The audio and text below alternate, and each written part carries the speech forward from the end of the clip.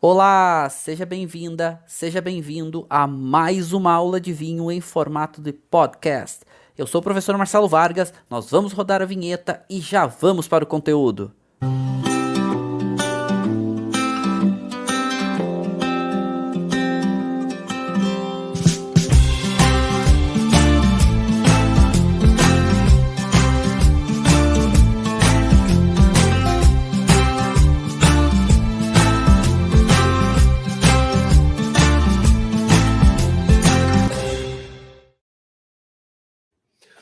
Vamos lá entender sobre os melhores vinhos do mundo. E aí é sempre uma dúvida que chegam para as pessoas, que as pessoas trazem para a gente, que é entender um pouco mais sobre por que alguns vinhos são tão importantes para o mundo. E aí chega naquela questão, eles são caros, eles são representativos, eles são muito disputados, mas por que isso? Quem diz que eles são importantes? Quem diz que eles são representativos? Quem diz que... E uma ideia que a gente já tem que ter, né? E eu acho que é bem legal a gente começar pensando isso. E aí, para a gente ir para essa ideia, eu até vou botar o mapa mundi aqui, chegar um pouquinho mais para o lado, para a gente olhar. A ideia de vinho, ela nasce no que a gente chama de velho mundo. E onde é o velho mundo? O velho mundo é aqui na Europa. Nessa parte central aqui, coloridinha, isso é o velho mundo. E o velho mundo, a gente chama isso, a gente cria uma classificação para isso, porque é onde começa a ideia de vinho. E assim, vocês vão ver e vão ler em muitos lugares que o velho mundo, quando a gente associa vinho, é a Europa. Tá, a Europa faz parte do velho mundo, mas não é só a Europa, tá? Velho mundo engloba a Europa, engloba um pouquinho do norte da África, envolve um pouco aqui do oeste da Ásia e envolve a Europa, que é a mais importante, né, que é a mais significativa. Então, quando a gente fala que a gente vai associar aos melhores e mais representativos vinhos do mundo, não tem como fugir da Europa. É lá que está, ou velho mundo, é lá que está o que é mais importante hoje no mundo dos vinhos. Ah, Marcelo, mas aí a gente vai falar que o novo mundo é importante, como os Estados Unidos, a Austrália, a Nova Zelândia. Não, não. Sem sombra nenhuma de dúvida. Agora, não tem ainda como comparar o que o velho mundo representa no sentido de preço, no sentido de representatividade versus o novo mundo. Aí vocês vão pensar, e até me falar, né? E com razão vocês vão me falar isso, ou deveriam me falar isso. Tá, Marcelo, mas espera aí. Eu vi que teve um leilão lá que o Payfon's Grange, que é australiano, atingiu um dos maiores valores da história dos vinhos no mundo inteiro. É verdade. Pontualmente. Pontualmente. Tanto que se eu perguntar para vocês, né, se fizer uma enquete aqui de qual é o grande vinho que vocês querem provar, que vocês ainda não provaram, muito provavelmente a gente vai ter aí 99, 98% das respostas com vinhos do velho mundo. E aí vai vir aquelas grandes marcas, Petrus, Romanée Conti, vai vir marcas como, né, Borgonha, muitos, Bordeaux, muitos, talvez Champagnes, muitos, né, talvez lá Dom Perignon P3, né, algumas pessoas nem sabem que isso existe. Dom Perignon P3 é uma Dom Perignon que fica 25 anos em autólise. Eles lançam a cada 10, 15 anos, são poucas garrafas e vai só para aqueles grandes clientes lá da Moët. Ou seja, nem sabe que isso existe, né? Vai lá para aquele grande sheik árabe, para aquele grande colecionador de vinhos, né? 25 anos de autólise. Então, tipo, pô, eu quero provar isso, sim, mas muita gente nem sabe que isso existe. Eu já provei a Dom Perignon P2, que passa 15 anos em autólise. Quando estava lá na Moët, em Champagne, em Epernay, a gente provou, a gente comprou uma garrafa e provou lá 500, algo em torno de 500 euros, né? Uma garrafa comprada lá na Moët. 15 anos em autólise. Né? A Dom Perignon, ela já é um champanhe caro. A champanhe P2 é mais cara porque ela passa 15 anos em autólise, né? E a P3, 25 anos. Né? Eu só vi a garrafa da P3, nunca provei a P3. Mas, pois bem, então quando a gente fala em qual é o grande vinho que você gostaria de provar, né? Desses melhores, pode escolher qualquer um. Provavelmente 99% das pessoas vão escolher vinhos do Velho Mundo. Porque eles são, sim, mais representativos. E eu não estou dizendo que isso é errado, nem que isso é certo, nem é só uma questão de contexto global. Porque eles são mais antigos, eles são mais importantes, eles são mais destacados. E aí, a gente pode começar a avançar um pouquinho. Como que eles chegam nesse grande destaque? E talvez se a gente tivesse que escolher um único desses grandes vinhos do mundo, dentre tantos, muito provavelmente a gente falaria daqui a pouco, ou chegaria a uma conclusão que Romanée Conti é a grande referência. Inclusive, já fazendo uma separação que muitas vezes as pessoas não sabem, sabe? Que Romanée Conti é um vinhedo Grand Cru da Borgonha, mas também é o nome de uma vinícola, Domaine de la Romanée Conti, que é proprietária desse vinhedo. Mas também tem vários outros vinhedos na Borgonha. Inclusive, quem está na lista de espera, que tem direito a comprar Romanée Conti quando ele vai para o mercado, Romanée Conti é uma garrafa e tem que comprar um kit com 12 garrafas. Uma garrafa é Romanée Conti. E todos são Grand Crus do Domaine. Do DRC que a gente chama, né? Domaine da Romanée Conti. Então, olha que interessante. Olha que interessante. Ok, mas pode comprar Romanée Conti fora? Pode. Se você comprar de um representante oficial, pode comprar e vai pagar proporcional a isso. Ou seja, vai pagar muito, muito mais caro. Ah, e quem está na lista de espera para comprar Romanée Conti, tem já as pessoas que têm a preferência. Uma vez que você saia da preferência, você vai para o final da fila. E outro vai assumir o seu posto. Então, todo ano, quando vão algumas garrafas para o mercado, o kit do Romanée Conti, se você tem direito, o Romanée Conti vai te notificar. Ó, saiu a safra desse ano. Bom, ruim, não interessa. Vai custar tanta caixa, faça o depósito. Ah, esse ano eu não quero. Beleza, sai da fila, passa para o próximo. E assim funciona. Então, é um vinho muito raro, muito raro. E realmente, então, o vinhedo Romanée Conti, que é um Grand Cru, porque a Borgonha tem 33 Grand Crus, grandes crus. Um deles é Romanée Conti, que é um monopólio, que é um vinhedo exclusivo do Domaine de la Romanée Conti. Inclusive, ela tem outros vinhedos monopólios, como é o caso de Latache, que fica do ladinho, inclusive. E você sabe o que é mais impactante? Sabe o que é o mais impactante?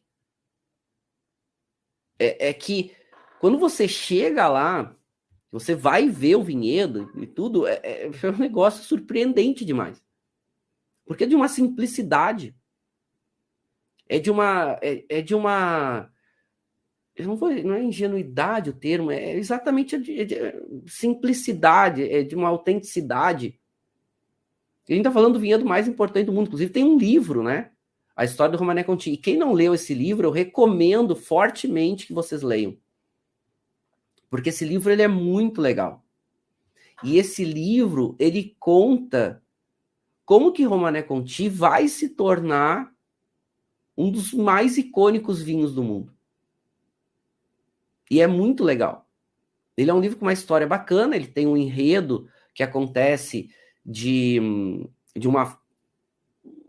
uma chantagem, né, nos vinhedos Romanée Conti, porque eles, né, ameaçam envenenar os vinhedos, mas não é só isso.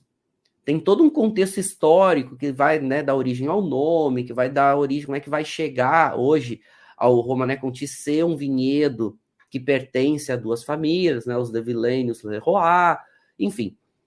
É muito legal. Mas, parando para pensar, e aqui eu não estou falando que esse é o vinho mais caro, não estou falando que ele é o melhor vinho, mas ele é um dos mais representativos, ele é um bom exemplo para isso. E parando para pensar, e até para olhar, eu vou colocar essa foto aqui. Essa foto aqui eu fiz no final do ano passado, na última visita que eu fiz lá na Borgonha, e esse é o vinhedo Romanée Conti. Esse é o vinhedo Romanée Conti. É um murinho, bem baixinho, boa parte aberto, acessível a qualquer pessoa. Olha que interessante, o vinhedo mais icônico do mundo tem mais ou menos aí, em torno de 1,5 hectares, mais ou menos. Então, vocês estão vendo aqui no fundo, né? Olha isso, é aberto. Ah, Marcelo, mas alguém pula ali e pega. Não precisa pular, tá aberto aqui, ó. Pode ver aqui do lado, ó. Aqui tá aberto, ó. Não tem. Ó. Aqui do ladinho, a cruz Romanée Conti, a famosa cruz Romanée Conti, ela fica um pouquinho pro lado aqui, ó. Né? Um pouquinho mais pro lado. Mas olha, é aberto. Tá, mas se tiver uva, alguém pode ir lá e roubar a uva? Pode. Pode. Não tem. Não tem proteção. Não tem. Por que isso? Ah, Marcelo, mas isso não deveria estar protegido, não deveria ter um sistema de segurança. A questão é que esses produtores, de modo geral, e aqui o caso da Borgonha é muito assim, é o caso do Romanée Conti, eles são produtores. Não foram necessariamente eles que fizeram o vinho se tornar tão icônico, tão representativo. Então, olha isso. É meio impactante, não é? Parem para pensar que a uva mais cara do mundo, ela é acessível a qualquer pessoa. Por isso, inclusive, né, nesse romance, que conta fatos históricos e tudo mais, é muito legal, conta um pouco sobre uma possibilidade de envenenamento nos vinhedos. Porque é aberto. É aberto. Ah, Marcelo, se chegar um maluco lá e passar a motosserra, vai cortar os vinhedos. Vai cortar. Não tem proteção. Não tem proteção nenhuma. Isso aqui era um domingo de manhã, essa foto aqui. A gente chegou cedo, né? Tava um grupo de professores ali estudando lá a região. A gente chegou um pouco cedo, que vão fazer as fotinhos. Daqui a pouco começou a chegar gente, chineses, né? Um monte de chineses para fazer foto. E é isso. Tá, se quiser entrar e fazer uma foto, entra. Só que isso não é apropriado. É uma propriedade privada. Não é o correto. Mas ok. Tá ali. Não tem uma proteção que iniba isso, né? Então, olha que louco. Porque os produtores, de modo geral, eles são agricultores, são produtores que, né, produzem uva, produzem vinho. E aqui a gente está falando de um dos melhores vinhos do mundo. Mas o que leva a isso, né? E até trouxe essa foto aqui de outro dos grandes vinhos do mundo, considerado alguns dos melhores vinhos do mundo, que é Petrus. E aí, essa foto mostra, inclusive, o Petrus, né, o famoso Chateau Petrus, mas percebam, e até nessa visita em Bordeaux foi muito legal, assim, visitando alguns produtores e alguns comerciantes de vinho, eu pergunto bastante, né, sou pesquisador, e aí dá para entender o respeito que a região tem por Petrus. Tanto que ele falou. Eu perguntei para ele, qual é a fonética, num comerciante de vinho bem importante lá de Saint-Emilion. Eu perguntei para eles, qual é a fonética correta, né? Petrus, Chateau Petrus, né? Muitas palavras em francês não pronuncia o S e tal. Ele falou, não. Apenas, não é Chateau, é Petrus. Petrus, ele é tão icônico, ele é tão representativo para Bordeaux, que ele é um cult, ele é idolatrado, inclusive pelos concorrentes. E ele falou, não, nada de Chateau. Todo grande produtor de Bordeaux leva o nome Chateau, né? Chateau é aquele símbolo de uma propriedade importante produtora de vinhos. Petrus não, só Petrus. E assim, o respeito dele para explicar sobre Petrus, o que ele representava e tudo mais. E aqui até é uma ação, né, que Chateau Petrus perdeu, porque um outro produtor de Bordeaux, se chama Petrus Lambertini, é um produtor genérico de Bordeaux, leva o nome Petrus também. E Petrus entrou com uma ação para que Petrus Lambertini tirasse o nome, a marca Petrus. Só que é um produtor antigo e tudo mais, inclusive Petrus perdeu, e a Suprema Corte Francesa deu o direito, né, esse produtor continuar usando o nome Petrus Lambertini. Porque isso é uma questão importante. esses vinhos, assim, gente, Romané Conti no Brasil custa 50, 60 mil reais uma garrafa. Petrus no Brasil custa 30, 40, 50 mil uma garrafa. Aí vai depender de safra, vai depender de vários outros fatores. Os preços são praticamente estratosféricos. Até onde pode chegar o preço do vinho? A gente já vai dar uma olhada, inclusive. Não tem limite. Não tem limite. Quanto mais tiver gente disposta a pagar, mais caro pode ser o vinho, o preço final. Então, o céu é o limite, literalmente. Pois bem, aqui já falamos de 2 vinhos muito representativos. E pensando na nossa pergunta, ou seja, o que leva um vinho a ser considerado um dos melhores vinhos do mundo, e agora eu já estou trazendo um pouco para o tema da aula, e eu até, pensando com vocês aqui, talvez o termo correto não seriam os melhores vinhos do mundo, talvez o termo correto fosse os vinhos mais representativos do mundo. Mas ok, a gente falar dos melhores vinhos do mundo fica mais fácil das outras pessoas, ou quem está ouvindo, entender qual é a ideia. E em cima da pergunta, ou seja, o que leva um vinho a ser um dos melhores vinhos do mundo, eu faço alguns apontamentos aqui, já começando a montar a resposta. A minha resposta. Eu, professor, pesquisador, como é que eu começo a responder sobre o que são os melhores vinhos do mundo? E aqui já um terceiro grande vinho. Né? Um terceiro grande vinho. Henri Jayer, que é um icônico produtor, ele é um pouco menos conhecido que Romanée Conti, mas normalmente os vinhos dele são mais caros que Romanée Conti. Ah, Marcelo, tá falando que é sim.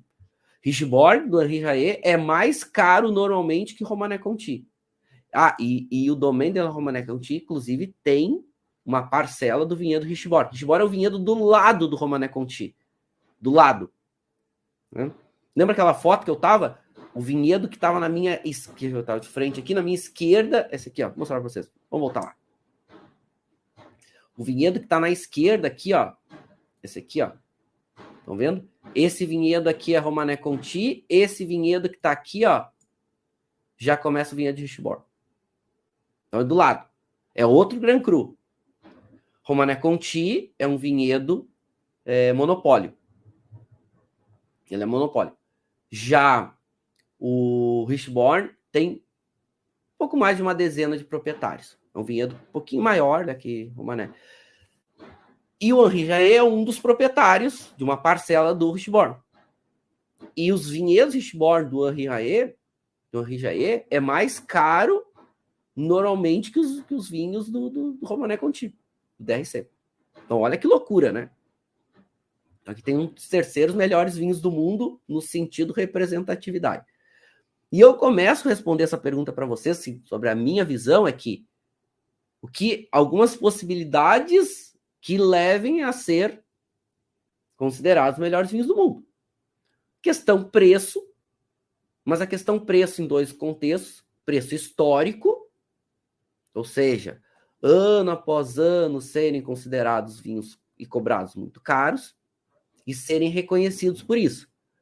Porque não é só cobrar caro. Eu produzi ali 2 barricas de vinho em 2019. Um blend e um varietal. Quanto eu vou cobrar esse vinho? Eu posso cobrar o que eu quiser. Não falei que Romanée Conti vende no Brasil a 30, 40 mil reais? Vou cobrar meu vinho feito na Serra Gaúcha 50 mil. O que me impede de cobrar isso? Nada. Posso cobrar. Agora, se alguém vai comprar, se alguém vai reconhecer que 50 mil é um preço adequado, justo, ou sei lá o que, por um vinho, é outra coisa. Então, quando eu falo dos maiores preços, eu estou citando não só o que é cobrado, mas também o que é reconhecido. E aí a gente divide em 2 contextos. O que é historicamente cobrado caro e reconhecido, e o que atualmente é cobrado caro e reconhecido. E aí, por exemplo, eu vou falar sobre o vinho preço médio mais caro da Itália. quando a safra vai para o mercado. Não é necessariamente o vinho que foi vendido mais caro da história da Itália. Mas, ano após ano, normalmente, esse vinho é vendido e cobrado muito caro. Já mostro para vocês isso daqui a pouco. Então, assim, preço histórico, preço mercado atual, então esses dois contextos por reconhecimento também, então não é só o que é cobrado. Maior preço médio de vendas. Assim, Marcelo, como preço médio? Preço médio é o que de modo geral as lojas cobram por isso. E aí, inclusive, vou mostrar um estudo para vocês do Wine Search, que é muito legal, que eles tabulam os 10 vinhos mais caros do mercado atualmente. E eles eles têm uma metodologia para mostrar isso. E eles trabalham com o preço médio de mercado. Então, vou mostrar isso para vocês. Depois, podemos pensar um pouquinho a questão de premiação. Podemos pensar um pouquinho aqui a questão de notas dos críticos, né? Entra em premiação também. As premiações de revistas, de concursos. Depois, os vinhos mais buscados e mais valorizados em leilões. E aqui poderia ter vários outros desdobramentos para a gente começar a pensar no que seriam os vinhos mais caros da história. Ou o que seriam os melhores vinhos do mundo. E aí vocês devem estar pensando, poxa vida, mas que leva, né? Que gera isso, que gera um preço final tão alto?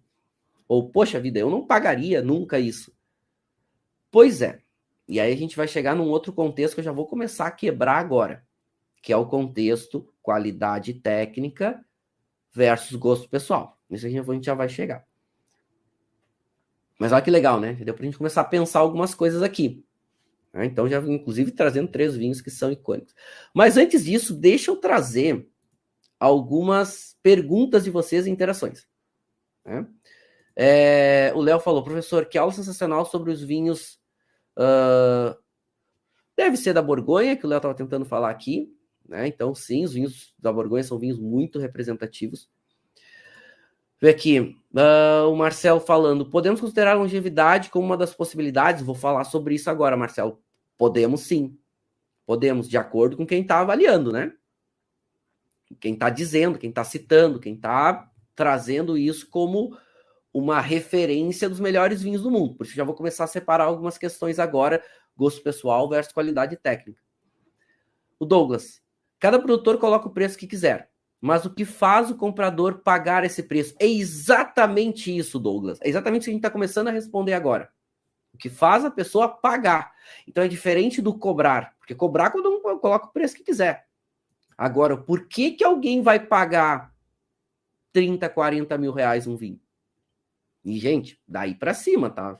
Tô pegando aqui uma coisa que é mais tangível aqui pra gente.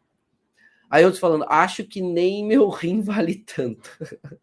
A gente brinca, né? Eu gosto de brincar. Às vezes, né? A questão tem vinhos aí que tem que dar um órgão na troca, né? A Dinha perguntando, professor, os super toscanos estão entre os melhores? Estão. Inclusive, esse vinho que eu falo que é o mais caro preço médio da Itália é um super toscano. Tá? Já vou mostrar para vocês.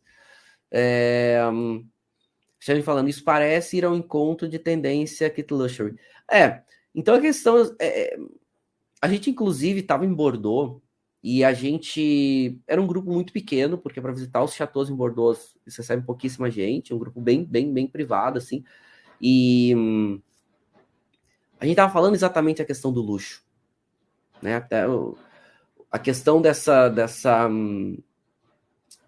limitação do luxo. Né? O que determina o luxo, né? Volume, qualidade. Então, é um pouco por aí. E a gente vai ver que todos esses grandes vinhos, de modo geral, eles são produtos também bem limitados. A gente está falando Romanée Conti. Romanée Conti é 1 hectare, né? 1,5 hectares, mais ou menos. Então, é isso. É o que produz e pronto. Tá? Ano melhor, a qualidade é melhor? Sim. Ano pior, daqui a pouco não tem tanto vinho? Já não tem, né, organicamente tanto vinho, mas é isso. É dispensar. O Will falando, se fosse aqui no Brasil, teria que ter uma cerca elétrica com granada, portões blindados, lá no vinhedo do Romané Conti. Mas aqui no Brasil não é muito diferente, é que a gente não tem esses vinhos tão valorizados assim, né? Mas aqui no Brasil teria que ser mais protegido, com certeza, tá? O DPH falando, é o que ele vai degustar, vou degustar com os amigos um Pomerol 2011, legal. Hospital de Kazan, legal, bom vinho, bom produtor. Pessoal falando, legal, eu tô gostando desses pensamentos de vocês, né? Tô gostando dessas ideias, tô gostando dessas provocações de vocês. É exatamente isso, a ideia. A nossa aula de hoje é uma aula para a gente pensar também, não é uma aula só para dizer que um vinho é caro, né? Para a gente pensar também. Você pega falando o shake nem pensa no valor, é exatamente isso. Então, quando tu tem muito dinheiro, a tua visão e percepção de valor muda muito. Muda muito.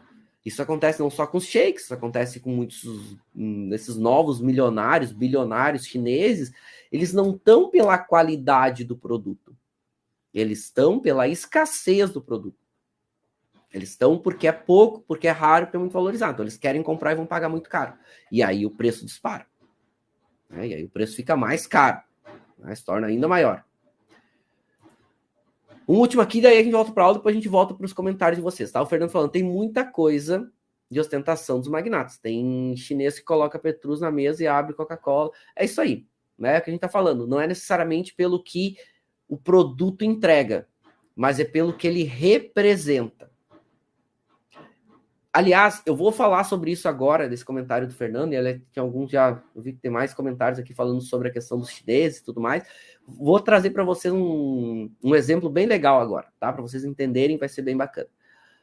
Mas voltando para o nosso raciocínio, o pessoal está perguntando que vinho eu vou degustar. Eu vou degustar um Grand Cru Classé de Bordeaux, bem pagável não é que significa que ele é barato, mas ele entrega muito pelo preço.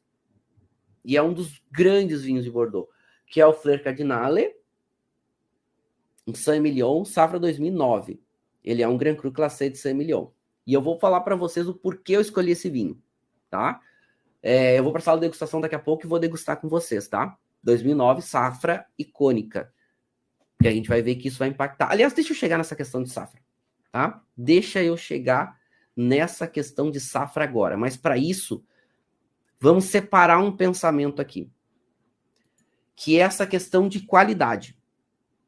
Porque tem muita gente que fala, e a gente, né, encontra aí no mercado vários malucos, né, vários, vamos lá, cada um com suas ideias, seu pensamento, mas tem muita gente que diz no mercado que o vinho bom é o vinho que você gosta. E eu vou dizer para vocês que, mais ou menos, o vinho mais importante para cada pessoa é o vinho que gosta e que pode pagar. Ponto. Agora, tecnicamente falando, tem vinhos que são melhores que outros. Um vinho, tecnicamente, pode ser melhor que outro vinho. Então, tecnicamente falando, quando a gente vai avaliar um vinho para dizer se ele tem mais ou menos qualidade, a gente tem uma referência técnica para isso. E a gente usa 5 alicerces. Esses alicerces são complexidade, intensidade, tipicidade. Tipicidade aqui eu até coloquei destacada, ó. Botei um destaque aqui na tipicidade. Equilíbrio e persistência. Então, são 5 alicerces para definir qualidade técnica de vinho. Mas e o gosto pessoal? Tecnicamente falando, o gosto pessoal fica de lado. Mas não significa que um vinho ele é melhor tecnicamente, ele tem que ser o vinho consumido ou preferido pelas pessoas. Não é isso. Não é isso. Sempre, para cada pessoa, é mais importante os vinhos que elas gostam mais e os vinhos que elas consideram mais representativos para elas e que elas podem pagar. Ponto. Ponto. Agora, tecnicamente falando, tem produtos que têm mais qualidades que outros. E quando a gente fala em tipicidade, por que eu estou falando isso? Porque tipicidade é um elemento importante para nível de qualidade. e vai ser um elemento muito utilizado e citado depois pelos avaliadores. Então, tipicidade, a gente trabalha em 3 alicerces e a gente, né, lá no centro de pesquisa que eu trabalho lá na Itália, o Centro Italiano de Análise Sensoriale, a gente faz análise científica de tipicidade de vinho. E tipicidade tem um viés subjetivo, mas a gente tem que tornar o mais objetivo possível. E quando a gente faz uma pesquisa científica para entender tipicidade, a gente usa 3 alicerces, que é integridade, ou seja, todas as características positivas do produto. Depois, o que a gente chama de peculiaridade, o que cada local entrega na média dos seus produtos. E o segundo alicerce, ou o terceiro alicerce, que é a originalidade, que é que cada produtor pode fazer, interpretar de uma maneira. Então, eu tenho que pensar nisso também. Vamos lá, vamos falar de um lugar muito famoso e vinhos muito caros. Estou falando de Petrus, vamos falar de Pomerol. Pomerol é um solo argiloso, é uma apelação de Bordeaux, fica ali na área, né, de Libournais, perto da cidade, né, da comuna de Libourne, com solo muito argiloso. O Petrus, ele fica no Pomerol. Ele está no Pomerol. Só que o que acontece? Na área do Petrus tem um afloramento de muita presença de ferro. Então é um solo argiloso com presença de ferro, que dá uma peculiaridade para aquela área. Tem outros afloramentos de ferro no Pomerol? Tem. E por que Petrus ficou famoso? Bom, aí a gente vai chegar em alguns outros pontos, mas Petrus, ele entrega isso. Ele entrega isso no seu vinho. E essa presença de ferro, num solo frio argiloso, tende a fazer vinhos, uvas que vão ter uma parte fenólica mais importante, mais representativa. Casca mais grossa, mais pigmento, mais tanino, mais antocianos, né, antocianinas na casca. Então, vinhos com muita cor, com uma estrutura tânica um pouco maior e tudo mais. E Petrus entrega isso. Então, é uma peculiaridade de Petrus, mas Petrus tem uma forma de interpretar isso e de extrair isso das uvas. E que torna ele especial, torna ele único. As pessoas valorizam isso. Mas como que alguns vinhos, expressando as suas peculiaridades e as suas especificidades de determinadas áreas, se tornam tão famosos, se tornam tão destacados? É porque alguém falou isso. E aí vão entrar os críticos. E os críticos, principalmente a partir dos anos 90, eles se tornam grandes referências e grandes impulsionadores de algumas marcas. E eu não estou dizendo que os críticos sejam ruins ou bons, mas eles fazem mudar muito o entendimento que a gente tem de vinho. E mais do que isso, se vocês me perguntarem se os críticos... Vamos pegar o mais polêmico deles, Robert Parker. Se vocês me perguntarem se Robert Parker foi bom ou ruim para o mundo dos vinhos, eu vou dizer que não foi bom, foi excelente. Ah, Marcelo, mas Robert Parker dava notas altas para os vinhos que ele gostava. É óbvio. Ele vai dar nota alta para o vinho que ele gosta. Vai dar nota alta para o vinho que você não gosta? Não, Marcelo, mas tu não falou que a questão de gosto pessoal tem que ser deixada de lado? Pois bem, dentro da metodologia de Parker, que ele definiu, que pega também como alicerce aqueles itens que a gente pegou antes, Parker cria uma métrica, uma metodologia e aplica essa metodologia. Ah, eu não vou acreditar nele. Bom, sem problema. Ah, é sobre o viés dele. Sem problema. Mas ele é importante porque ele traz uma forma de simplificar o mundo dos vinhos. Como assim simplificar? Antigamente, as métricas que se tinham para qualidade de vinho eram muito subjetivas. Parker cria um sistema de 0 a 100 pontos para dizer, olha só, para mim, Robert Parker, um vinho 92 pontos, ele é interessante, mas menos interessante que um vinho 93 pontos. 93, na visão dele, tinha características mais interessantes. E assim que vai ter um importante impulsionamento, a partir dos anos 90, de algumas grandes marcas. Trouxe 3 exemplos aqui, né? Robert Parker, James Suckling e James Robson. 3 ícones, com perfis bem diferentes. Ativos até hoje, Robert Parker já aposentado, mas a publicação dele é o Wine Advocate ainda funcionando. A Jancis e o James Suckling ainda amplamente aí degustando e avaliando vinhos. Além dos críticos, as grandes publicações. Então, essas publicações especializadas em vinhos, que também, nos anos 90, vão ter um papel muito importante para citações de vinhos e para avaliações de vinhos. E olha que interessante. Por que a gente está falando, né? Os críticos eles vão ganhar uma notoriedade maior nos anos 80. Já vou explicar isso para vocês. Vão explodir nos anos 90. Não existiam os críticos antes? Existiam. Não existiam as revistas especializadas? Existiam. Só que a partir dos anos 90, que isso se torna muito mais difundido. Eles ganham maior alcance. Eles falam para mais pessoas. E aí, claro, eles estão impactando mais pessoas. E aí, mais pessoas estão lendo.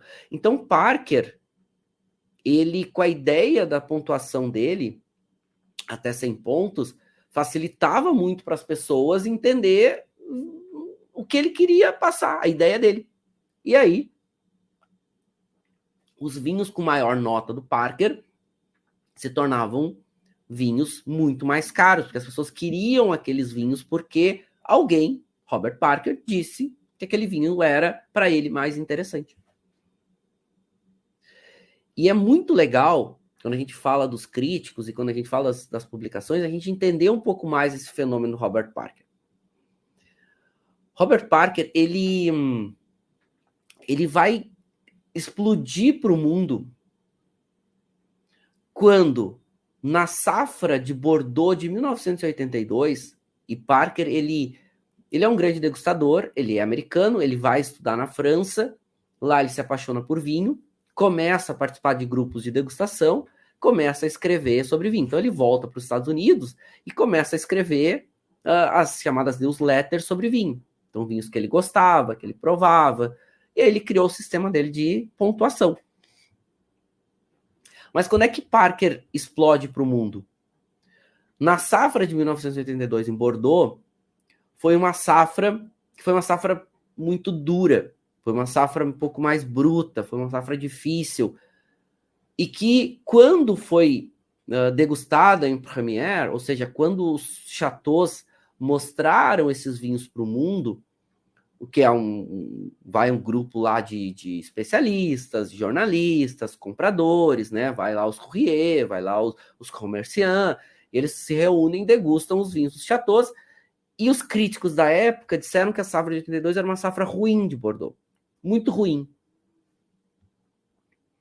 E Robert Parker foi o único que escreveu: não, essa é uma safra muito difícil para Bordeaux. Os vinhos estão muito duros, tânicos e ácidos. Mas daqui a alguns anos, esses vinhos serão espetaculares. Moral da história: a safra de 1982, caríssimas e caríssimos, é considerada uma das melhores safras da história de Bordeaux. Só Robert Parker acertou. E quando ele acerta, que isso vão se ver um tempo depois, esse cara explode para o mundo, porque todo mundo quer ler o que esse cara está escrevendo. E aí que esse cara, nesse período, já está fazendo uma segmentação por pontuação, muito importante, e também está nessa pontuação que algumas vinícolas têm notas mais altas, os vinhos começam a ser mais procurados. Aliás, tem um livro que é muito legal, eu até não coloquei aqui, eu citei vários livros na aula de hoje, deixa eu pegar aqui. Deixa eu ver se eu acho aqui. Que é o livro sobre o Robert Parker. Aqui, ó.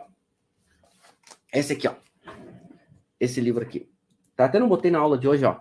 Se chama Robert Parker, o Imperador do Vinho. Tá? Todos esses livros que eu tô citando na aula de hoje para vocês eu tenho, tá? Então, assim, ó, é porque eu já li e vale a pena. Então, esse aqui é Robert Parker, Imperador do Vinho. Esse livro é muito legal, ele é um pouco mais antigo, enfim, mas ele é muito bacana porque ele conta tudo isso que eu tô falando para vocês do Robert Parker. Conta, né, dele estudar na França, gostar de vinho e tudo mais, então conta tudo aqui. E é muito legal, uma leitura bacana, né, é escrito por uma jornalista, né, Ellie McCoy, e é bem interessante, né, bem interessante para a gente entender tudo isso que está acontecendo, assim, né, nesse processo de transformação. Pois bem, então Parker acerta, e a partir daí, não só ganha uma representatividade muito grande, Robert Parker, como todo mundo quer ler o que ele escreve e comprar os vinhos que ele dá notas mais altas. Ele ganha um destaque muito grande. E aí tudo que ele fala bem começa a ter preços muito caros, porque todo mundo quer.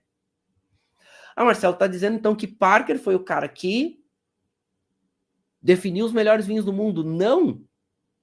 Antes disso já tinham vinhos com grande destaque, já tinha críticos, já tinha revistas e publicações e que davam notoriedade para alguns produtos, mas Parker foi o mais importante da história. Parker é um dos grandes marcos da história do vinho no mundo. Ponto.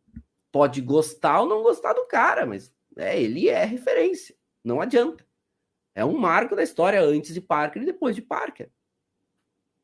Então, nos anos 90, isso explode. Aqui eu trouxe até a tabela de safras, né, da Wine Advocate e coloquei para vocês no material complementar para vocês baixarem na área do aluno a tabela atualizada da Wine Advocate.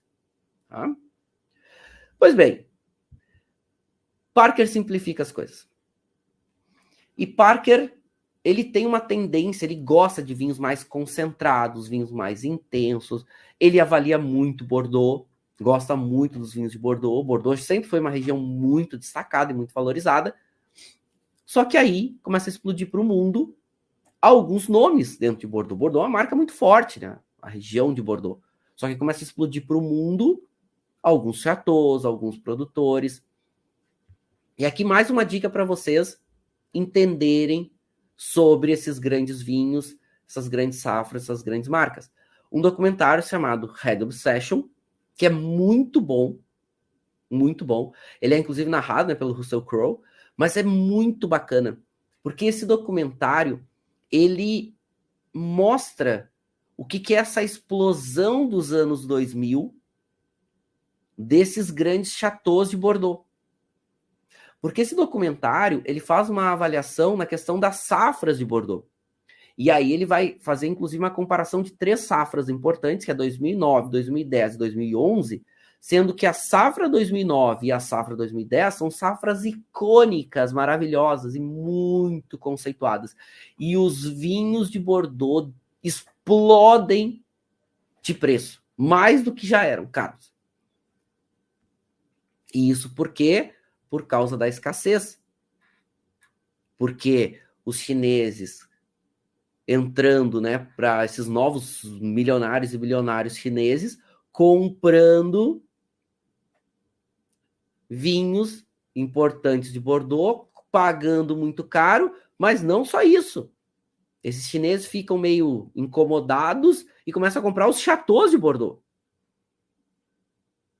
E aí, safra 2009, uma safra excelente, os vinhos ficam muito caros. Safra 2010, que é a safra seguinte, fica melhor ainda, os vinhos ficam mais caros e os preços explodem para o mundo. E tudo fica caro. Porque daí não são só aqueles chateaus representativos e muito importantes.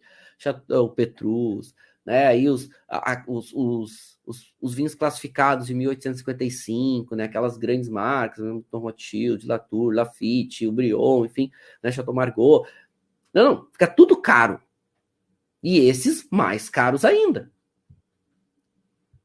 Pelo fator escassez. E aqui, essa tabela de safra é uma que eu mais gosto, que é a da Wine Enthusiast. E também uso uma pontuação aqui para safras de 0 a 100 pontos. E aí, se vocês perceberem aqui, ó, Bordeaux tá aqui, ó. Essas primeiras classificações aqui, ó. Se vocês olharem aqui, ó, 2009, 2010, inclusive safra no Medoc classificada como 100 pontos, ou seja, a safra perfeita no Medoc, né? Margem esquerda de Bordeaux. Mas se olharem aqui as outras áreas de Bordeaux, ó, Pomerol, Saint-Emilion 96, 97, Medoc 97, 100, Grave, né? 96, 96, ou seja, tudo para cima. Então, os vinhos tintos, né, são realmente incríveis, assim, são muito, muito valorizados.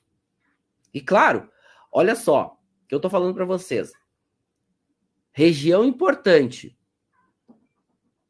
Vinhos com marcas importantes. Em safras consideradas de maior qualidade, começam os vinhos a ficarem quase impagáveis. Quase impagáveis. E é o que acontece até hoje, né, que trouxe um pouco da Europa para vocês, né, como um todo, né, pegando uma parte do que é mais importante no mundo dos vinhos, França, Itália, Espanha, Portugal, enfim, né, vou deixar aqui no material para vocês, e vou colocar no material na área do aluno também para vocês baixarem essa tabela, tanto da Wine Advocate, tabela de safras atual da Wine Advocate, e vou colocar também essa tabela de safras da Wine Enthusiast, tá? Para vocês poderem baixar aqui na área do aluno, tá? Então entra lá, baixa tudo, material em alta resolução, bonitão. Pois bem, aí a gente chega, e aqui foi agora na Provine 2023, que é a feira mais importante de vinhos do mundo, que reúne os principais produtores do mundo inteiro, né? Uma feira técnica. Vou tomar uma aguinha aqui. E dentro da Provine, que é uma feira técnica fechada, eles fizeram uma degustação dos grandes crus de Bordeaux. Porque Bordeaux se tornou uma grande referência, um grande baluarte aí para esses grandes vinhos. Por que eu falei para vocês que Petrus é muito valorizado? Porque ele é tão importante, ele é tão icônico, que o nome Petrus chama a atenção não só para o Chateau, como para a região, como para Bordeaux inteiro. Então todo mundo se beneficia do nome Petrus. Ah, mas significa que eles vão cobrar tão caro quanto Petrus? Tem alguns que chegam a cobrar até mais caro que Petrus. Mas não é isso. É que todo mundo se beneficia dessa ideia. Mas não necessariamente esteja atrelado à qualidade técnica. Porque alguns produtos se tornam tão impactantes, tão representativos, que já interessa um pouco menos a qualidade. Tá certo que em safras melhores... Desculpa aqui, né? Me afoguei um pouquinho, tomar mais uma água.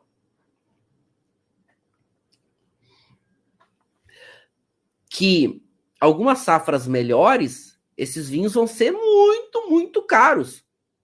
Nas safras piores, eles vão ser muito caros. Ou seja, o preço dificilmente desce, mas ele pode subir. Aqui um exemplo. Então, nessa degustação fechada, só dos Grand Crus de Bordeaux, e aí tinham em torno aí de 100 e poucos produtores, e eu até trouxe esse exemplo aqui, né? Nessa degustação, por exemplo, estava lá o Chateau Valandrot. Chateau Valandrot é um Premier Grand Cru Classe 7 Saint-Emilion, e ele é um vinho que custa aí na faixa, aqui no Brasil, algo em torno de 4 mil reais. Ele é um vinho de Chateau do Jean-Luc Tournevin, que é uma grande referência. Inclusive, Jean-Luc Tournevin também foi elevado por Robert Parker, né, que provou às cegas o vinho dele, achou espetacular, né? Ele era um comerciante, estava começando a produzir e deu notas altas, e Chateau Valandrot explodiu, tanto que virou um Premier Grand Cru Classe 7 Saint-Emilion, né, super valorizado, super conceituado. É um vinho que custa na faixa de seus perto de 4 mil reais no Brasil. É um vinho referência, é um vinho icônico, é um vinho... Tudo isso. Mas, por exemplo, do lado do Chateau Valandrot, num vinhedo que foi escolhido também pelo Tunevin e orientado pelo Tunevin, tá esse vinho que eu vou degustar com vocês daqui a pouco. Esse vinho aqui, que é o Fleur Cardinale. Exatamente. Né? Esse aqui é um Grand Cru Classe 7, Saint-Emilion, safra 2009, que é uma safra importante. Só que esse vinho, no Brasil, não é que ele seja barato, mas esse vinho entrega muito. Ele está do lado do Chateau Valandrot, do lado. É um vinhedo que foi escolhido pelo Jean-Luc Tunevin, do Chateau Valandrot, só que ele disse pro amigo dele, cara, compra aqui, que aqui é bom. Eu te ajudo a fazer os vinhos. Te ajudo, vai. Vamos, te ajuda a fazer os vinhos. Então, esse vinho, que é um vinho, que é um Grand Cru de Bordeaux, custa 800, 900 reais, e não os 4 mil reais do Chateau Valandrot. Né? E nem os 30 mil do Chateau Petrus. E é um vinho simplesmente incrível. Eu vou degustar com vocês, e escolhi porque é uma safra 2009, que é uma safra daquelas icônicas de Bordeaux. Ah, Marcelo, mas 800 reais não é um vinho barato. Não, não é um vinho barato. Mas nós estamos falando dos melhores vinhos do mundo. Ah, Marcelo, tu vai me dizer então que Fleur Cardinale é um dos melhores vinhos do mundo? Sim. Em qualidade, sim. Tá, mas vamos chegar lá que daqui a pouco a gente vai para degustação, tá? É por isso que a gente estuda, né? Para saber o que comprar, né? Também é isso. Pois bem, e um outro conceito que o Robert Parker traz, e isso é muito legal, foi a ideia dos cult wines. Então, aqui está o vinho mais caro hoje dos Estados Unidos, e um dos mais caros do mundo. Scream Eagle. Scream Eagle é um vinho que ninguém conhecia, uma vinícola pequenininha da Califórnia, que Parker vai lá e, pum, dá 100 pontos num vinho. E todo mundo, pô, o que é isso? Todo mundo, pum, quer olhar que vinho é esse. Aí vai lá, tipo, meu Deus, eu preciso, vamos lá, vamos ver o que é. E vai todo mundo lá. E aí, bom, moral da história, esse vinho hoje, comigo no Brasil, custa quase 20 mil reais uma garrafa. Produtor pequeno, Parker deu uma nota muito alta, e alguns dizem, Scream Eagle é um dos melhores vinhos dos Estados Unidos. Olha, tem produtores tão bons quanto, até melhores, mas que não tem a representatividade de Scream Eagle, né? Então, pô, alguém disse que ele era um grande vinho. E outras pessoas acreditaram. E hoje é considerado um dos melhores vinhos dos Estados Unidos, um dos mais caros do mundo. E ok, é um grande vinho, realmente. Se ele vale 20 mil reais, bom, aí vai depender de quem quer pagar, que eram, inclusive, alguns comentários que vocês trouxeram aqui, tá? E bem pertinentes. Ok, vamos falar de quem quer pagar? Vamos. Mas antes, vamos a algumas perguntas que vocês estão trazendo em comentários, certo? Então, vamos lá. Vamos ver aqui. Fernando falando, aquele chinês da capa do documentário que fez fortuna na China produzindo produtos eróticos e investiu tudo em vinhos ícones.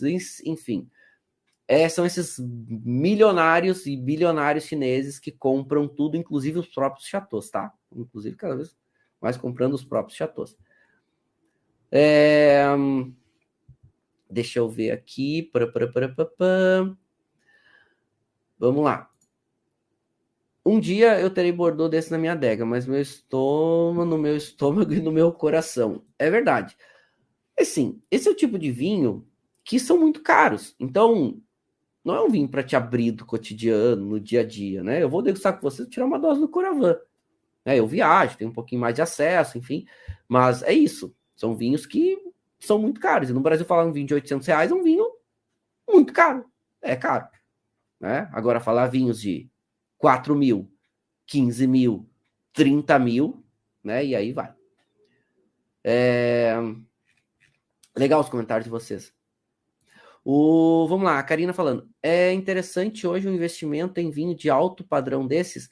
Então, Karina, depende muito, tá? A gente, inclusive, tem algumas empresas especializadas em investimento de vinho. E é muito difícil dizer para você se isso é bom ou ruim.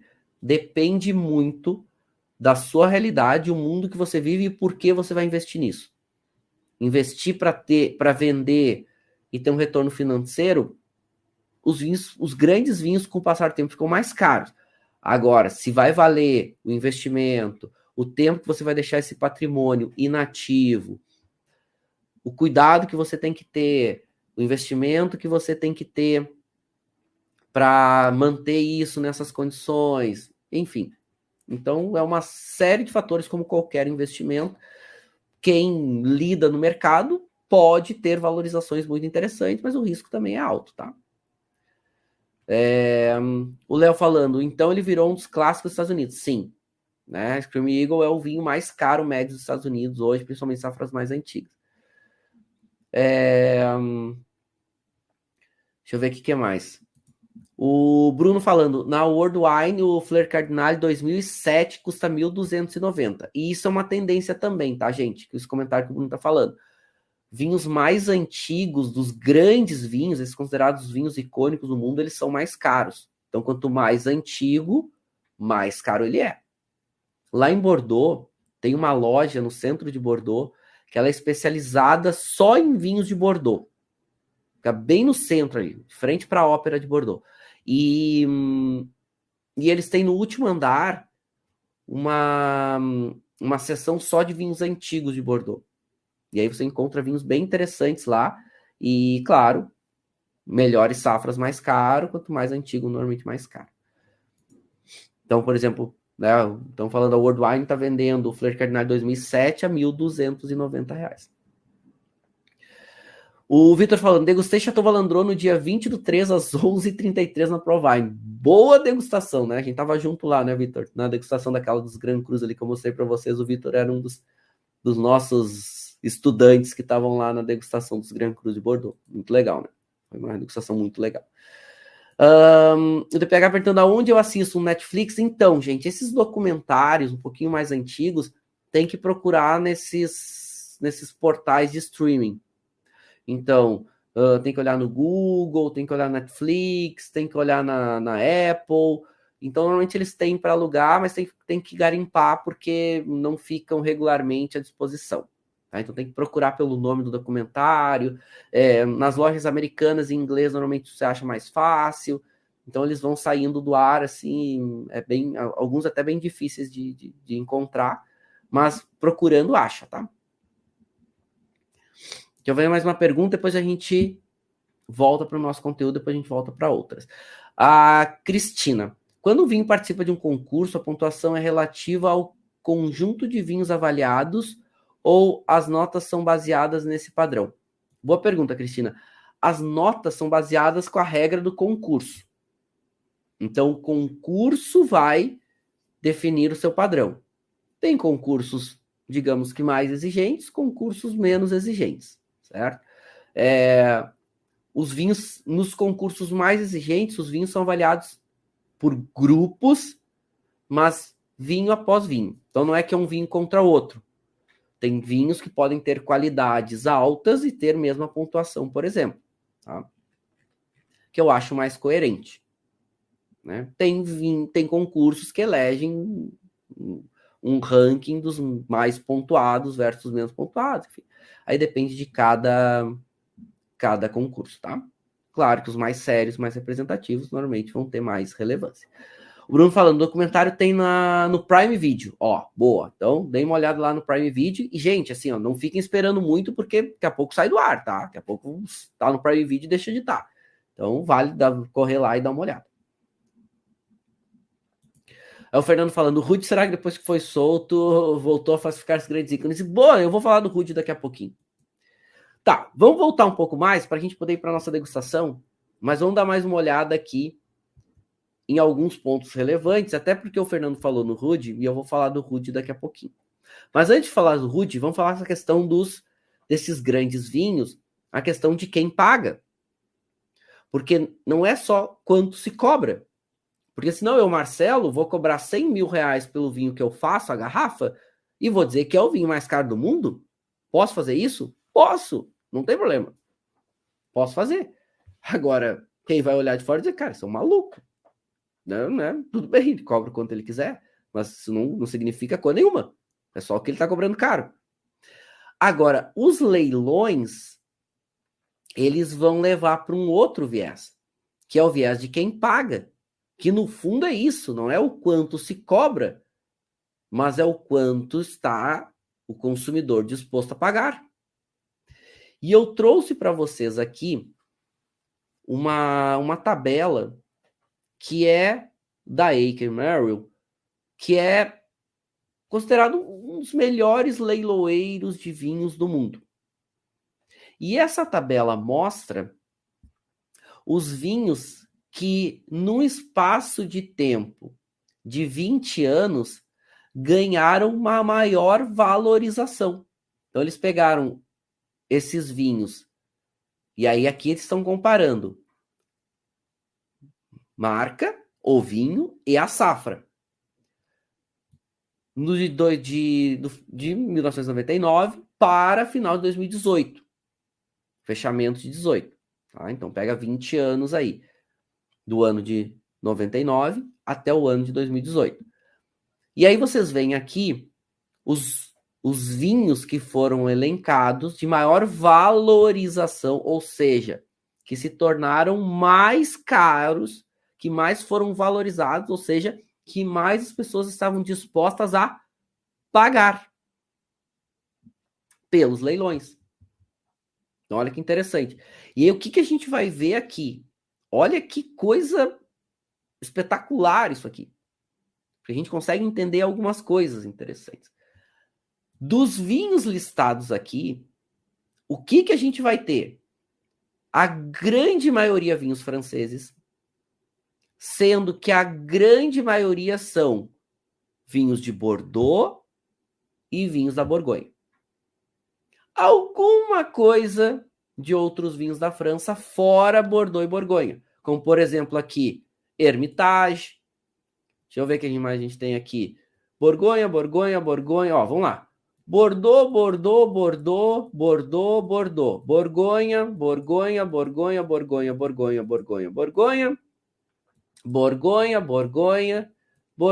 Borgonha. Ó, Hermitage. Ó, Vale do Rhône, Rhône Norte. Hermitage, 2 Hermitage.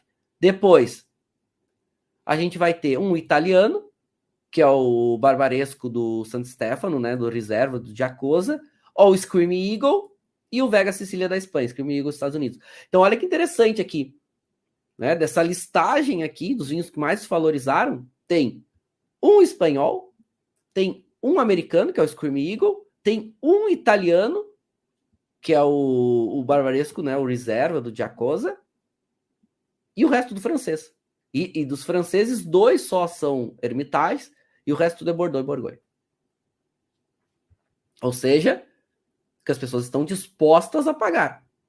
Por isso que eu falei, né? Tudo velho mundo, com exceção de um vinho aqui, que é o Screaming Eagle dos Estados Unidos. Safra 94. Então é isso, é quantas pessoas estão dispostas a pagar. Bom, mas por que elas estão dispostas a pagar esse preço? Bom, aí a gente entra naquela questão de preço versus valor. As pessoas valorizam esses vinhos e consideram esses vinhos importantes, valorizados. É claro que se tem vinhos caros, a gente está falando de vinhos muito falsificados, e são vinhos, esses vinhos considerados os melhores do mundo, são os vinhos mais falsificados do mundo que existem, não tem jeito. E 2 livros legais para vocês entenderem sobre essa questão da falsificação. E aí, claro, vai falar sobre esses grandes vinhos icônicos, porque o que é falsificado é o que é mais caro, que é mais valorizado. Quanto mais caro o vinho, mais falsificado ele é. Então, esse livro aqui, que é o vinho mais caro da história, do Benjamin Wallace, é bem legal, né? Tem contextos bem bacanas, conta um pouco da questão dos leilões, fala a questão de grandes compradores de vinho, que é bem bacana, e um documentário, que é o Sour Grapes, que esse é um documentário que tinha na Netflix, tá? Não sei se ainda tá na Netflix, mas dá para olhar, procurar nos outros canais de streaming aí, para encontrar. Sour Grapes, que fala sobre essa questão das falsificações. E aqui vale esse destaque, vale vocês darem uma olhada, porque fala sobre o Khloe Kardashian, que é um dos maiores falsificadores da história, o que ele fazia, como ele fazia e até quando ele foi pego. Né? Então, e ele falsificava, claro, esses grandes vinhos para os leilões, e aí eu não vou contar para vocês os pormenores, para vocês assistirem o documentário de Sour Grape, que é um documentário relativamente recente, né, 2016, então vale muito a pena, é muito legal. E esse cara ficou preso, né, ele foi solto agora, e enfim, então foi extraditado, era o que o Fernando estava falando aqui, e é um dos maiores falsificadores da história do mundo dos vinhos, e tem gente até hoje que comprou vinho falsificado de leilão desse cara, e essas pessoas até hoje brigam dizendo que eles não era falsificado, o produtor dizendo, é falsificado, esse vinho não é meu. O cara comprou e acredita ainda no falsificador, tá? Mas vejam um documentário o quanto isso é legal. Né? Porque realmente o cara era muito bom na falsificação, enfim. Até hoje, né? Tem gente que comprou vinho do cara e mesmo o produtor dizendo que é falsificado, dizendo, né? O comprador do vinho falsificado dizendo que não é falsificado. Então, muito legal, tá? Fica a dica aí para vocês. Não adianta, né? Esse mundo dos vinhos, quanto mais valorizado. Pois bem, mas se a gente está falando de vinhos históricos, a gente também pode falar de marcas de safras transversais. E a Wine Search é hoje um maior consolidador de vinhos do mundo à venda. E ela lança, e ela atualiza isso regularmente. E aqui está a publicação de junho de 23, dos 10 vinhos mais caros catalogados pela Wine Search. E aí aqui é legal, é uma outra visão, porque o preço aqui é o preço médio hoje de mercado, e eles, claro, têm uma metodologia, e a metodologia é bem interessante, e mostra hoje, se você vai comprar hoje, pegando o preço médio à disposição no mercado, quais são os vinhos mais caros. E aí vocês conseguem ver aqui, que é bem legal, dos 10 mais caros, o que a gente tem? A gente viu lá que pelos leilões, dava Bordeaux em primeiro, Bourgogne em segundo. Isso muito porque, de modo geral, Bordeaux tem uma capacidade de guarda maior. E melhora bastante com o tempo. Bourgogne um pouco menos. Alguns vinhos conseguem envelhecer bem, mas nem tanto quanto Bordeaux. E aqui, se a gente pega hoje no mercado à disposição, o que a gente tem? Borgonha acaba sendo os vinhos mais caros hoje, dos 10 mais à disposição. Então, olha só, a gente começa com o Leroy, o Musigny da Leroy, depois o Chevalier Montrachet, são 2 Grand Crus, né? Um da Côte Nue e outro da Côte de Bon, um tinto e o branco. Depois Romanée Conti, depois Leroy com Batard Montrachet, Leroy com o Criot Batard Montrachet também. Olha que interessante, né? Borgonha, Borgonha, Borgonha. E aí começa a aparecer os vinhos brancos também da Borgonha. Olha que legal, né? Romier com Musigny Grand Cru, o Grand Chezot, também do Romier. Olha que legal, né? O Domaine Lefebvre, né? Com Montrachet Grand Cru. Aparece um alemão, o Egon Miller, né? O TBA dele, Trockenbeersnausless, que é o vinho doce, um vinho com uvas botritizadas. E alguém tinha falado aqui nos comentários sobre tomar um vinho TBA, né? Dos alemães, são vinhos de longuíssima guarda também. E depois o Massey Chambertin, também do Leroy, ou seja, praticamente aqui 3 produtores da Borgonha, e aí aparecendo vinhos tintos e vinhos brancos. Isso é o que está no mercado. Isso muda, né? Então, conforme a oferta de mercado. E por que essa tabela é legal? Porque tem uma metodologia que a Wine Search implementa. Não é só ter o vinho à venda. Então, olha só. Primeiro, é baseado no preço médio de garrafas de 750 ml.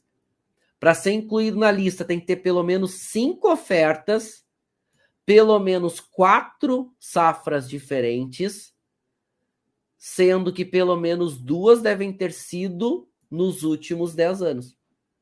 Então, olha só como a metodologia é bem bacana. Tem que ter várias safras, no mínimo 4, garrafas 750 ml, tem que ter no mínimo 5 ofertas no mercado com safras diferentes. Olha que legal. Então tem toda uma metodologia aqui, não é qualquer vinho que eles classificam e eles ranqueiam aqui. Então isso é bem legal, porque dá uma métrica. Então a gente vê hoje realmente Borgonha está cada vez mais escasso, raro, as safras estão cada vez tão melhores em qualidade, mas com volumes menores, por causa das mudanças climáticas como um todo. Borgonha está cada vez mais caro, tá? Fica a dica para vocês, tá, gente? Tomem Borgonha o quanto antes, tá? Comprem Borgonha o quanto antes, porque tá cada vez mais caro. Não tem jeito. Tá cada vez mais caro, tá? Fica a dica aí para vocês, ok?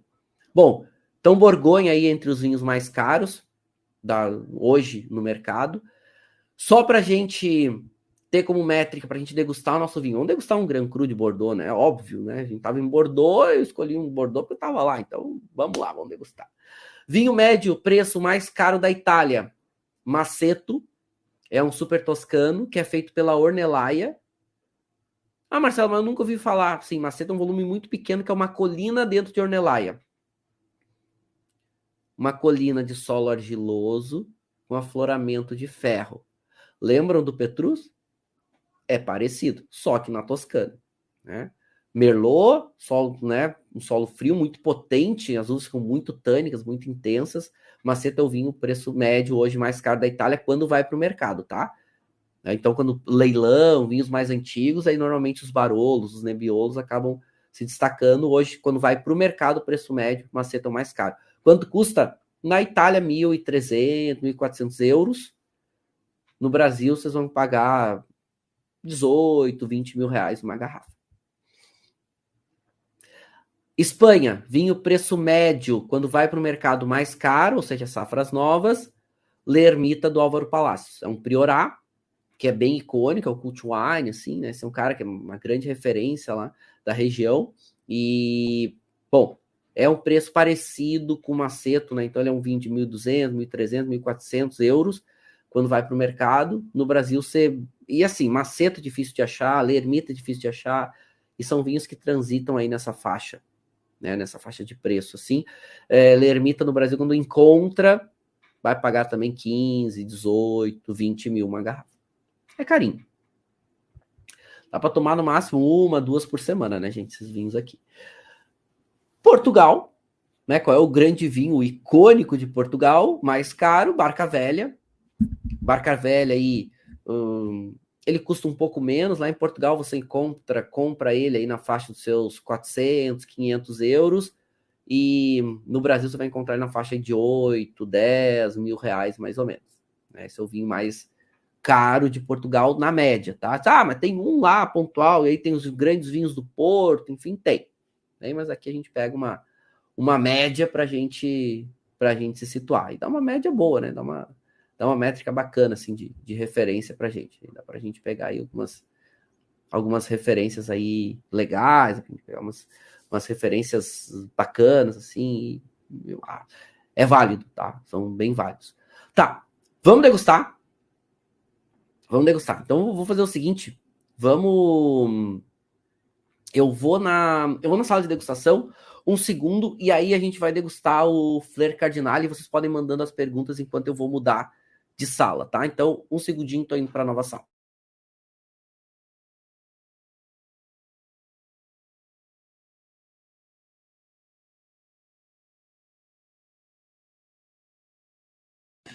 Tá, vim aqui para essa sala para a gente poder degustar um vinhote. Então, deixa eu pegar aqui. O que nós vamos botar aqui em tela maior.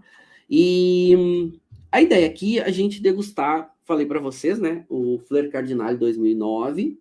Ó, aqui, ó. Um Grand Cru Classé, Saint-Emilion, ou seja, Bordeaux. Eu tirei... É um vinho que eu já tô tomando ele no Coravin, né? No Coravin. Vou tirando dosezinhas de vez em quando, ok? E tirei mais uma dose agora para a gente degustar. Né? Vamos degustar um vinho bom, né? Estamos falando dos melhores vinhos do mundo. Um Grand Cru Classé de Saint-Emilion, né? Estamos aí entre os melhores vinhos de Bordeaux. O Marcelo Cardona falou que não recebeu a amostra dele para a degustação da aula de hoje. Não acredito, Marcelo. Sério que não recebeu a tua amostra?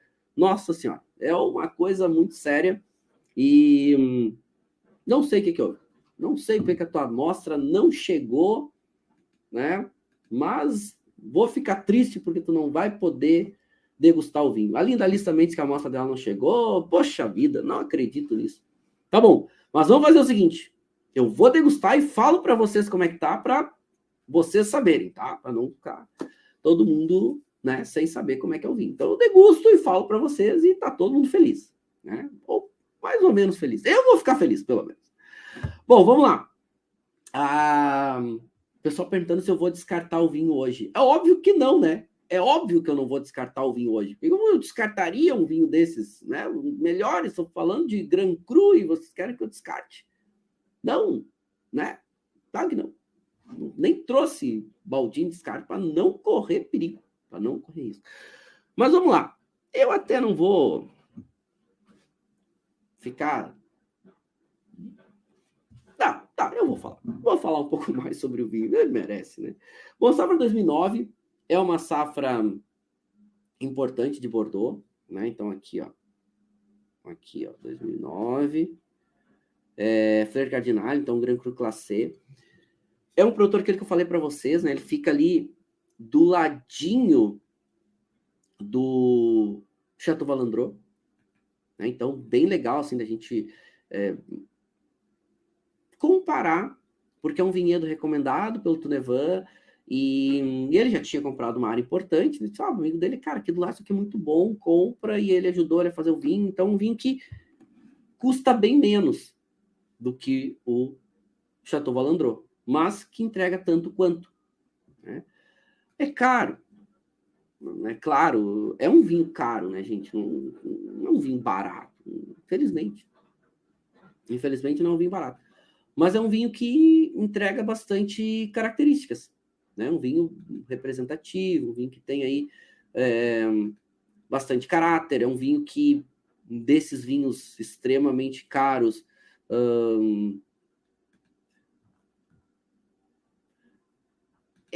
isso é uma coisa legal, assim, pra gente, né? A gente que estuda, a gente tem uma vantagem, porque a gente sabe o que comprar, que tenha qualidade e que não custe tão caro. A gente não está tomando só a marca. O Fleur Cardinal é uma marca importante, é um produtor importante, mas é um produtor com preço pagável, né? É caro? É caro, mas é pagável. Então vamos falar um pouco, vamos ver as características sensoriais. É 2009, é um vinho com bastante intensidade de cor, é um vinho que já apresenta a borda puxadinho pro granada, ainda bem brilhoso, sem resíduos. Ele é um produtor orgânico, né? Então, um vinhedo orgânico, bem cuidadinho, inclusive, né? Legal, assim. E no nariz, bom, ele é 2009, então ele é um vinho que já tem aí mais de 10 anos, ele já tem uma nota terciária, intensidade é média mais, um vinho correto, já bastante essa nota terciária aparecendo, então uma nota que lembra uma madeira um pouquinho mais envelhecida, já lembra uma caixa de charuto, já lembra um fumo em corda, já lembra um toquezinho até de alcaçuz, né? Aquele toquezinho meio terroso, meio de raiz. Então, aqui, onde está 3, 4 voltas. Legal. Aí ele fica mais aromático, aí a fruta agitando a taça, ele aparece um pouco mais, são aquela nota que já lembra um pouco de toquezinho daquela cereja, fica quase um licor de cereja, naquela cereja que fica numa bebida um pouco mais alcoólica. O álcool não incomoda, mas é um pouco daquele toquezinho. Tem um toquezinho meio herbal, de erva seca. Em boca.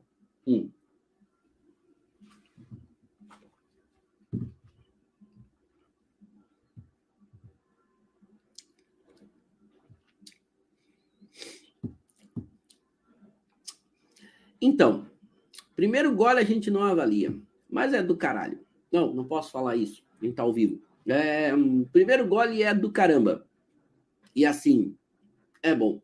A Angela falou de amarena, é amarena mesmo. Esse é o aroma que eu falei da cerejinha meio licorosinha, assim, é amarena mesmo. É isso aí. E, nossa, em boca, eu tô ainda com o retro olfato desse vinho aqui trabalhando, né? Tipo, é incrível, é incrível. Tá, vamos lá, tomar um gole agora, avaliar ele.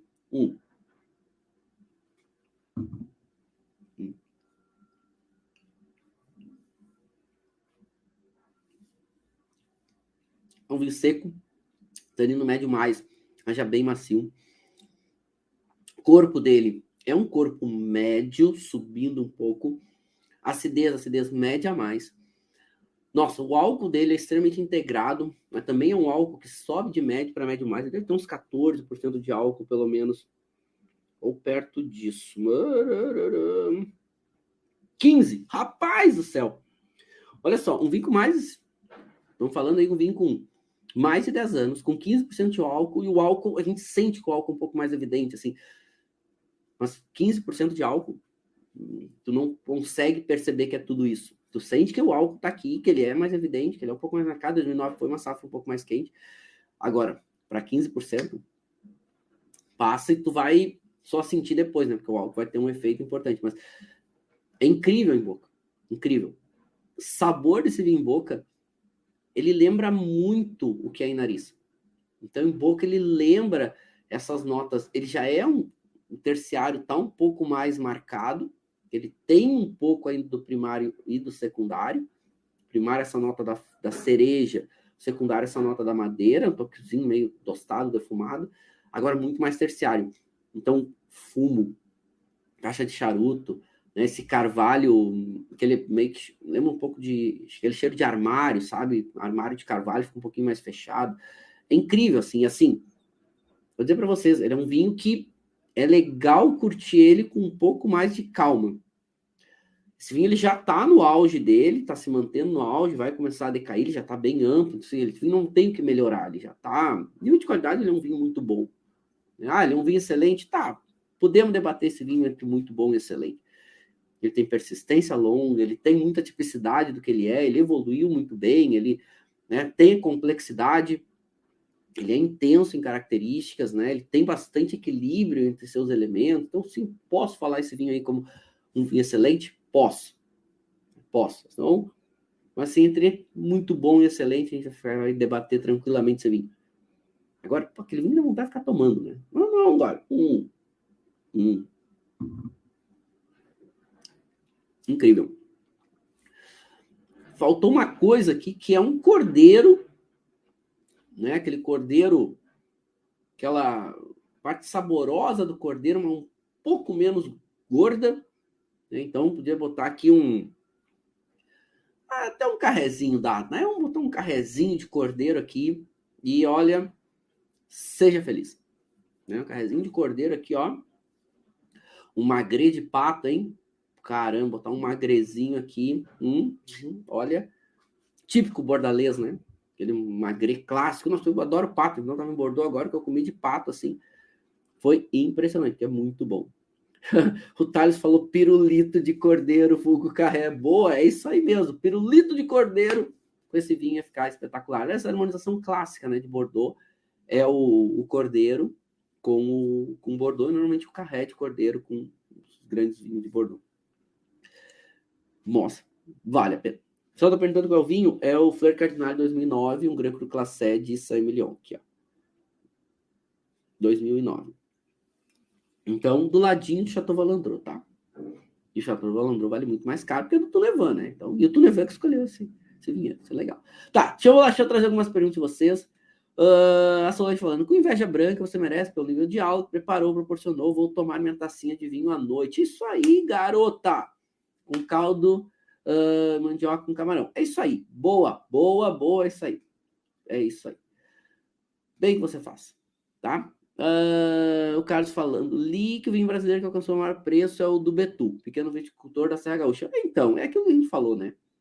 O Betu tem vinho que ele vende a R$5.000 a garrafa. Quem compra? O vinho dele, ele cobra quanto ele quiser, né? Enfim, alguém deve comprar, eu acho. Ou não, né? Então, enfim. O Marcelo falando, a maior capacidade de envelhecimento dos vinhos de Bordeaux em relação aos vinhos da Borgonha se deve devido às uvas utilizadas. Não só as uvas, tá, Marcelo?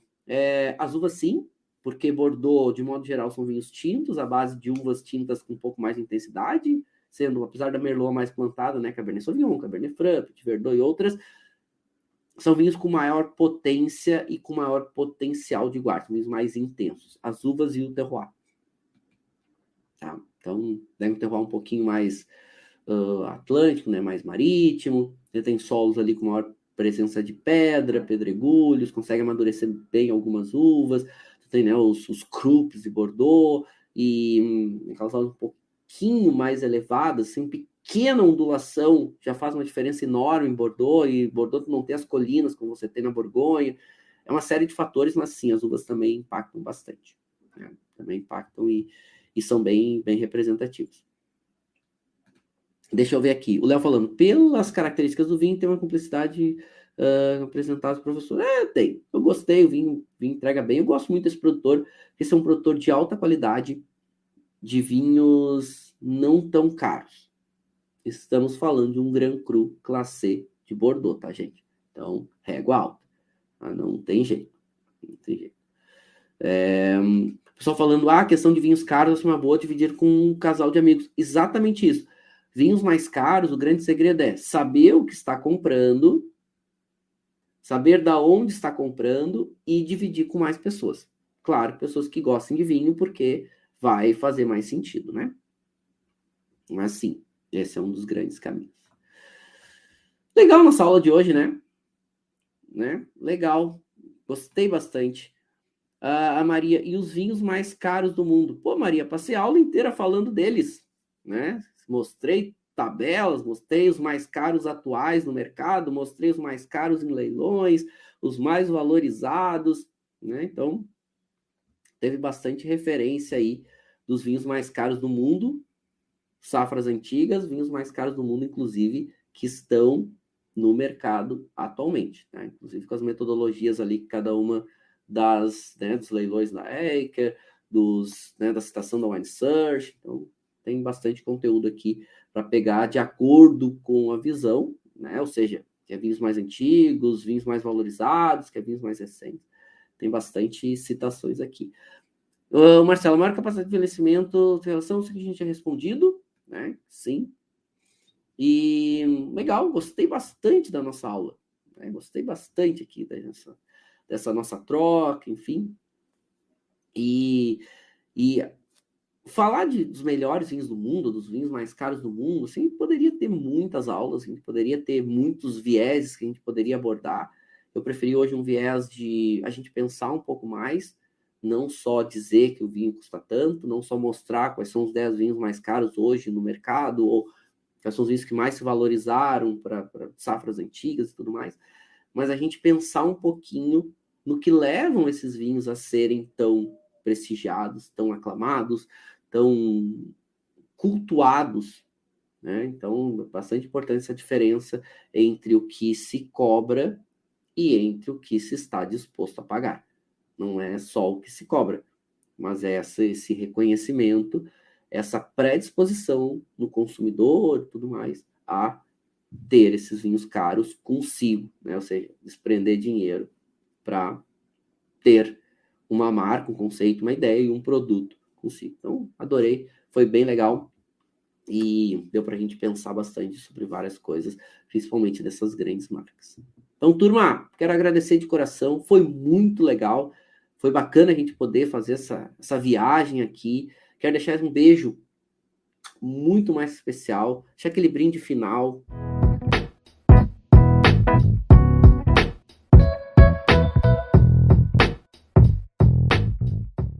Você acabou de ouvir uma aula de vinhos do professor Marcelo Vargas, em formato de podcast. Para mais conteúdos, dicas e materiais sobre a bebida, acesse o site www.marcelovargas.org. Um forte abraço e até o próximo encontro.